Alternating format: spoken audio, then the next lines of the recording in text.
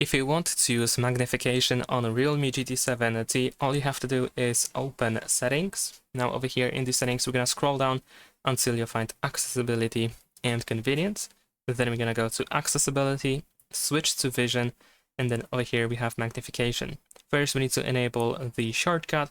You can either use this button or you can use volume keys shortcut, or you can triple tap the screen in order to quickly toggle this magnification. I'm gonna stick with this button. Of course, we can change the position of the button. If you press the button, you will activate magnification. You will see this orange outline, which means that now the magnification is working. And as you can see, we can just start using it on our screen like this. We can also pinch in order to zoom in or zoom out.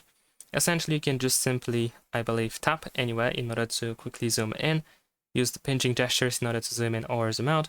You can use I believe both fingers in order to change the position of the zoom, and some additional instructions can be found over here at the bottom of this menu. Thanks for watching, leave a like and subscribe.